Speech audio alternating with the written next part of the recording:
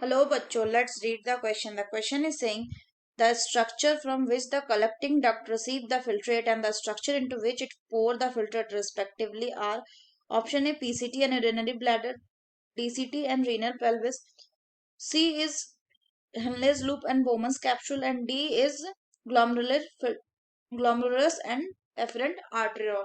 तो आइए देखते हैं हम इसका की कंसेप्ट। तो अगर हम बात करें इसके की कंसेप्ट की, तो इसका की कंसेप्ट क्या हो जाएगा? इसका की कंसेप्ट हो जाएगा स्ट्रक्चर ऑफ नेफ्रॉन। तो अगर हम नेफ्रॉन की बात करें तो नेफ्रॉन क्या होता है? It is the structural and functional unit of kidney. तो अगर हम इसके स्ट्रक्चर की बात करें तो ये दो चीज को कंप्राइज करता है।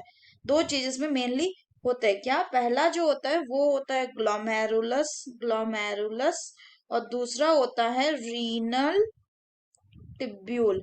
अगर हम बात करें ग्लोमेरुलस की तो ये क्या है? ये है tuft of capillaries. Tuft of capillaries यानी कि कैपिलरीज का ये गुच्छा होता है। इसको कौन बनाता है? It is formed by efferent arteriole. अगर हम बात करें रीनल टिब्यूल का, तो जो रीनल टिब्यूल है ये कहाँ से स्टार्ट होता है? ये स्टार्ट होता है सबसे पहले एक कप शेप्ड स्ट्रक्चर में जिसको कहते हैं बोमन्स कैप्सूल। तो जो बोमन्स कैप्सूल है ये क्या होता है? ये होता है एक कप शेप्ड स्ट्रक्चर। और जो ये बोमन्स कैप्सूल है it will then afterward lead to, इसके बाद ये किसमें जाके खुलता है? It will open to the PCT which is a highly coiled structure. ये क्या होता है? Highly coiled structure. और जो ये PCT है ये फिर किसमें खुलता है? ये खुलता है एक हेयर पिन लाइक स्ट्रक्चर में जिसको कहते हैं हैनलेज लूप। अगर हैनलेज लूप की बात करें तो ये कैसा? ये एक हेयर पिन लाइक स्ट्रक्चर है, हेयर पिन लाइक स्ट्रक्चर। अगर हम आगे बात करें तो आगे क्या है कि जो ये हैनलेज लूप है, हैनलेज लूप के दो पार्ट होते हैं। कौन कौन से? एक होता है डिसेंडिंग पार्ट और दूसरा होता है असेंडिंग पार्ट। ये जो हैंडलेस लूप है ये फर्दर कंटिन्यू करता है किसमें? एक हाईली कॉइल्ड स्ट्रक्चर में जिसको कहते हैं DCT। DCT यानी डिस्टल कॉन्वोल्यूटेड टिब्यूल। और ये कैसा है? ये भी हाईली कॉइल्ड स्ट्रक्चर है, हाईली कॉइल्ड। और इसके बाद DCT जो है ये अपना फिल्ट्रेट किसमें डालता है? लास्ट में आता है ये अपने जितने भी फिल्ट्रेट है, जितने भी इसमें मटेरियल उसको डालता है कलेक्टिंग डक्ट में। लेकिन यहाँ पे एक चीज जो ध्यान रखने की बात है वो ये कि एक DCT ऐसा नहीं होता। बहुत सारे नेफ्रॉन्स के कई सारे DCT जो होते हैं वो ओपन अप होते हैं किसमें? कलेक्टिंग डक्ट में। और उसके बाद क्या होता है?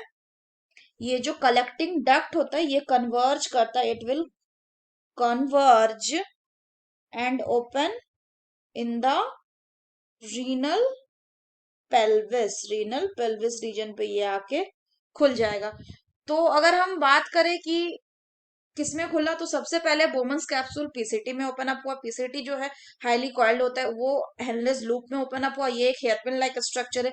हेनलेस लूप के दो पार्ट हो गए, एक असेंडिंग और एक डिसेंडिंग। और हेनलेस लूप जो हुआ वो हाईली कॉइल्ड नेक्स्ट स्ट्रक्चर में ओपन अप हुआ जिसको DCT यानी डिस्टल कॉन्वोल्यूटेड ट्यूब्यूल बोलते हैं।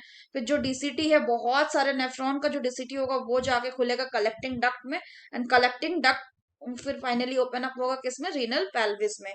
तो पूछा गया कि स्ट्रक्चर जिससे कलेक्टिंग डक्ट को रिसीव करता है फिल्ट्रेट, तो वो फिल्ट्रेट रिसीव किससे करता है? It will receive the filtrate from the DCT that is the distal convoluted tubule and the structure into which it pour the filtrate. और वो फिर जाके फाइनली किसमें अपना कंटेंट को डालेगा? तो it will pour its content into the renal pelvis. So the correct option will be option B, that is DCT and renal pelvis.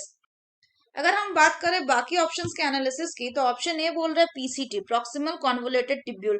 ये एक हाईली कॉइल्ड स्ट्रक्चर होता है और ये किस में लीड करता है? ये लीड करता है हैंडलेस लूप में। अगर हम बात करें यूरिनरी ब्लैडर की, तो यूरिनरी ब्लैडर जो होता है वो एक स्टोरेज ऑर्गन है जिसमें यूरिन को स्टोर करके रखा जाता है। अगर हम सी ऑप्शन के एनालिसिस की बात करें तो इसमें बोला गया हैंडलेस लूप। हैंडलेस लूप का जो स्ट्रक्चर होता है वो हेयर पिन लाइक स्ट्रक्चर होता है या फिर यू शेप्ड स्ट्रक्चर होता है, और इसमें दो पार्ट होते हैं, एक डिसेंडिंग यानी जो नीचे आता है, और असेंडिंग मतलब जो ऊपर उठ रहा होता है। उसी में एक है बोमन्स कैप्सूल। बोमन्स कैप्सूल अभी हमने देखा ये कप शेप्ड स्ट्रक्चर है, और ये किसको लीड करता है, ये लीड करता है पीसीटी में।